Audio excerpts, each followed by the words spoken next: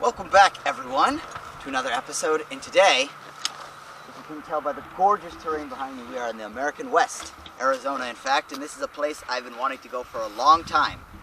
Much as I made the Costa Rica trip happen, got some videos out for that, I'm hoping we can get some good videos out here in Arizona. So follow us and we'll see which of these desert animals we can come across. One of the things that you quickly notice out here in Arizona, we're not in a true desert. Around here we get around 11 inches of rainfall a year, and to be a desert you have to get 10 or under. But while it's not a desert, the sun is very intense. You can just notice that on your head, on your skin, and it's about 8:30-ish in the morning right now, and this here is actually a riverbed or a washout.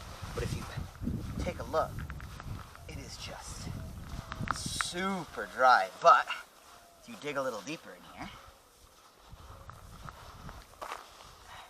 the sand is nice and cool. You put your hands in there, it feels really nice. And if I was to dig down a few more feet, I'll probably even get to water. So water is available in hot, arid, dry areas. It's just often you just gotta dig a little bit deeper and look closer. So cool stuff. Alright, I just rolled this log, and I apologize for not getting this on camera. I just want to be gentle with him.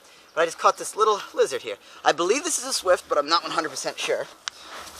But it's definitely an interesting catch. And what I will say is, I am not 100% sure what this is, but by the looks of the head, and he's actually flicking his tongue kind of like a snake. I don't know if you can get that, but he does flick his tongue from time to time.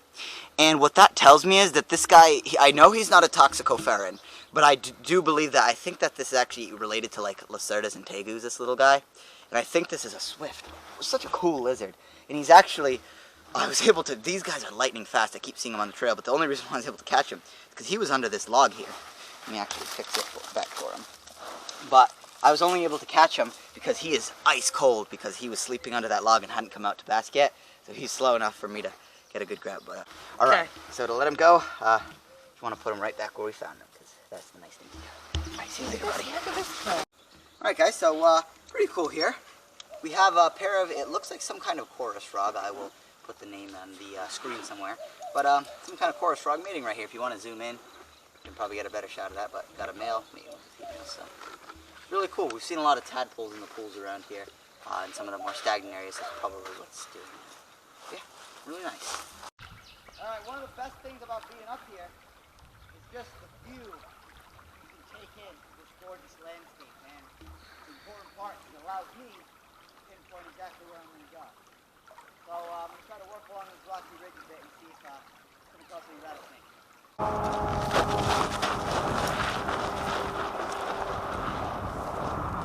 Nice! Woo! We got our first snake right here. He sees me, it's a coach whip. No, he'll see you, be careful. These snakes are really fast. Good chance he is gonna get away, but we're gonna try. See him? It's a red coach whip. Oh yeah, I see where he's trying to go.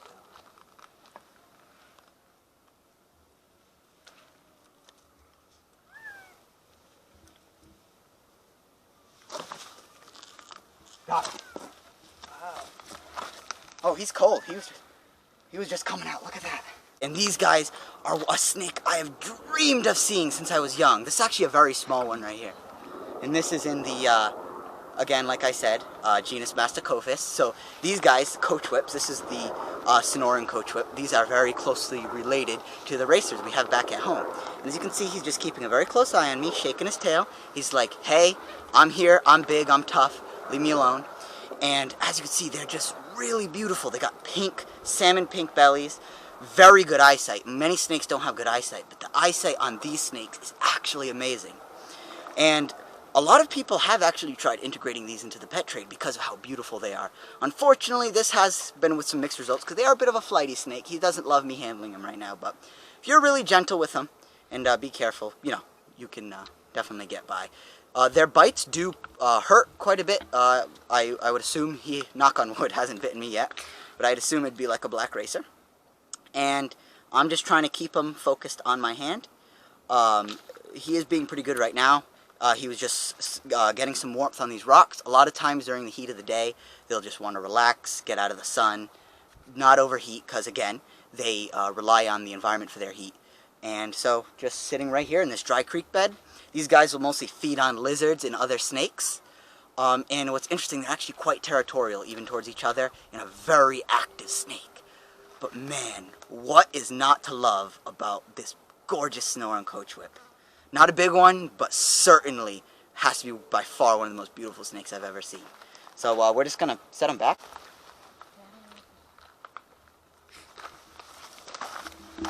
Alright, one of the things I've been noticing quite frequent around here is these guys.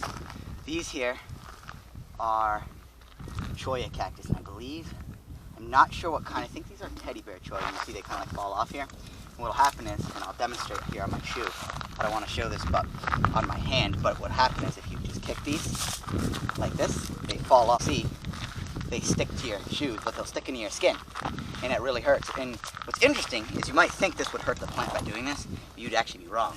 They actually have this partly because when this sticks to an animal, the animal will leave this somewhere else, and then a new cholla will grow where that one landed. So, very interesting strategy for survival that I developed. Really cool. Just stay away from the pointy parts of these guys. Alright everyone, not too much success with the snakes out here, but we did get another one of these gorgeous little lizards. Another one of these, well, lots of bugs out here. But besides that, I actually found this guy who was literally fast asleep right in the middle of the trail, and I was able to catch him. So definitely a prey source for like the rattlesnakes, but they're such cool little lizards. Really awesome. Alright, we're just gonna put this little dude back in here. Pretty cool though. Nope. Here, go back in your house. Alright, let's keep moving. Alright, just got a nice little coach whip here out, and he is biting me very much. And he's biting himself. He's mad. He is musking everywhere too. He's very warmed up at this point. This is again genus Masticophis. Oh, now he's trying to bite mom. This is what happens to be a Western coach whip. This is a pretty small one, but they can get pretty good size. They can get like 5-6 foot. But definitely a very predatory snake out here hunting, much like a gopher snake would. And they are mostly lizard eaters, so the whiptails that are quite common around here do make up their main source of food. And this is, like I said, this is a pretty small one.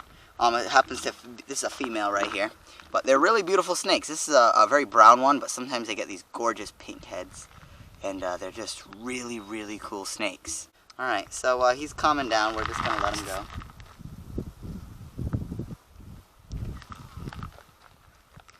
Let's put this little dude in. You ready?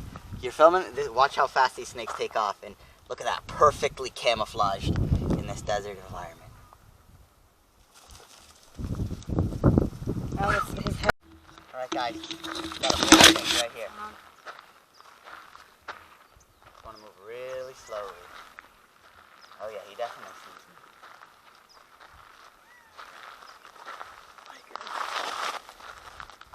That was easy. Oh, nice. So this is just common. This actually looks more like a gopher snake, not a bull snake. I think this is actually a Sonoran gopher snake.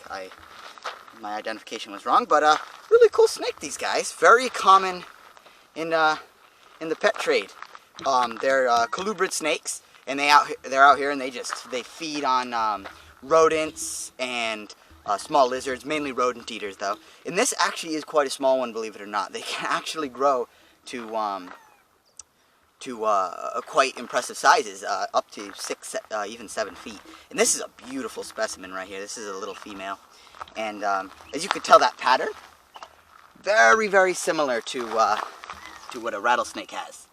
And in fact, that has actually unfortunately led a lot of people to think these are rattlesnakes and actually kill them, which is really sad, because these guys, as you can tell, really are completely harmless and just stunning snakes. And this is why they actually make such great pets, is because they're very friendly and they're perfectly content being handled. He didn't even try to bite, or she didn't even try to bite.